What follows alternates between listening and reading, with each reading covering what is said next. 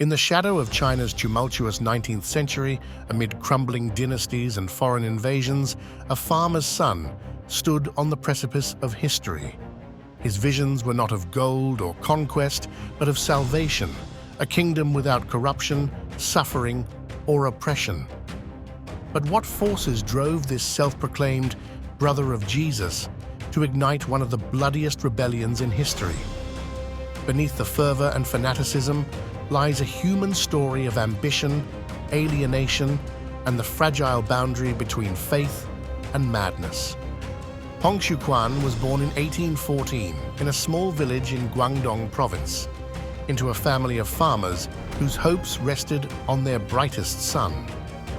In imperial China, the civil service examinations were a pathway to prestige and stability, and Hong's family pinned their aspirations on his success.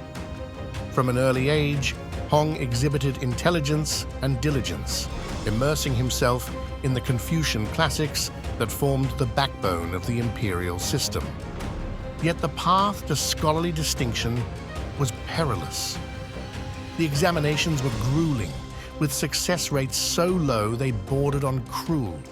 For Hong, failure was not just personal, it was communal, a blow to the dreams of his family and his village. He attempted the exams multiple times, but never passed. By the time he failed for the third time in 1837, he was a man adrift, humiliated, and disillusioned. Psychologically, these repeated failures marked a critical rupture in Hong's life. The rigid societal structures that defined his world offered no solace to those who fell short. Instead of upward mobility, Hong faced the prospect of lifelong obscurity. This moment of despair created fertile ground for the extraordinary to take root. It was during this period of crisis that Hong encountered a Christian missionary pamphlet filled with tales of an omnipotent God, a divine Son, and a kingdom where all were equal under heaven. Though he read it without fully understanding its context, the imagery and promises it contained resonated deeply.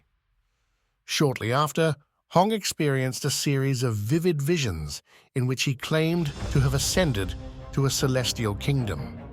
There, he met a bearded figure he identified as God the Father, and another figure he declared to be Jesus Christ, who named Hong his younger brother and charged him with eradicating evil on earth. Modern psychologists might interpret these visions as a response to Hong's psychological distress. The weight of repeated failures, the suffocating social hierarchy, and the allure of divine purpose coalesced into a hallucinatory escape, a way to reframe his sense of self-worth and agency. To Hong, however, the visions were not a retreat from reality, but a revelation that demanded action. Hong's belief in his divine mission gained momentum when he shared his visions with others in the 1840s. His charisma and fervor attracted a following, particularly among the marginalized and disenfranchised. China at the time was a land in turmoil, reeling from the Opium Wars and the encroachment of foreign powers. For many, Hong's message of salvation and equality offered hope in a world teetering on the edge of collapse. At the heart of Hong's ideology was the promise of the Taiping Tianguo, the heavenly kingdom of great peace. In this utopia, the corrupt Qing dynasty would be overthrown, land would be redistributed, and the oppressive structures of traditional Chinese society would be dismantled. It was a vision that fused Christian theology with elements of Confucianism and millenarian fervor, creating a potent blend of spiritual and political rebellion. Hong's ability to inspire was remarkable, but it also revealed the deep psychological undercurrents driving his actions. His transformation from a failed scholar to a self-proclaimed divine messenger suggests a man seeking validation on a cosmic scale. The absolute conviction in his role as God's chosen one provided the strength to challenge an empire, but it also shielded him from self-doubt and the consequences of his decisions. The Taiping Rebellion began in earnest in 1851, growing from a small band of followers into an army capable of challenging the Qing dynasty.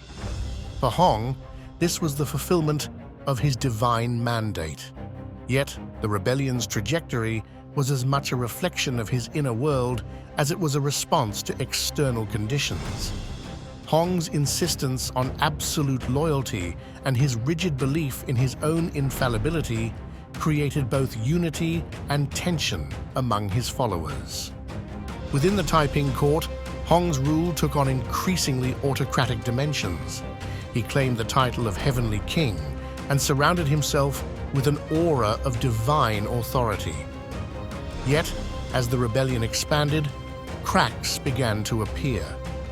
Power struggles among his closest allies revealed the difficulty of maintaining unity in a movement built on both faith and political ambition. Psychologically, these internal conflicts mirrored Hong's own contradictions. He was a man who sought to liberate, but also to control, to uplift the downtrodden, but to enforce strict adherence to his vision.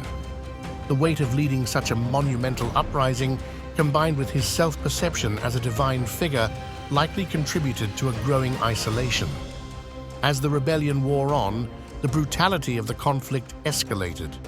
Millions perished in battles, sieges, and massacres, making the Taiping Rebellion one of the deadliest wars in human history.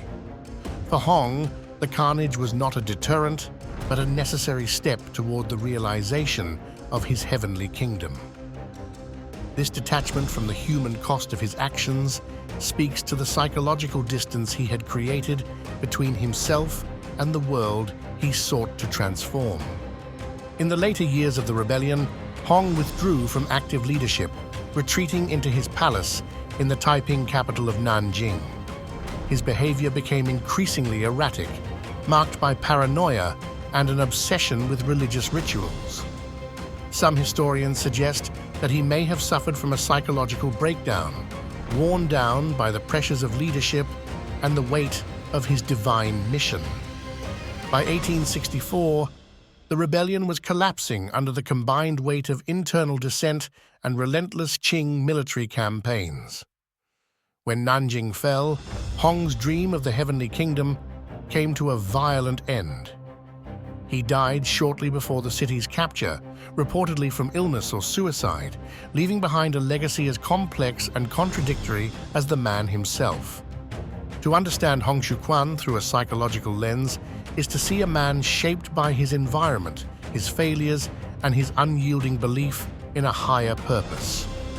His visions, whether divine or delusional, offered him a way to transcend the limitations imposed by his society, yet they also bound him to a path that brought immense suffering to millions. Hong's story is not just one of rebellion, but of the human need for meaning and validation. In his life, we see the power of belief to inspire and to destroy, to uplift and to oppress. His heavenly kingdom, though fleeting, remains a testament to the enduring struggle between aspiration and reality, faith and folly, the divine and the mortal. Even as the dust of the Taiping Rebellion settles in the pages of history, Hong Xiuquan's name endures, a reminder of how the human mind, driven by both anguish and vision, can reshape the world, for better or worse.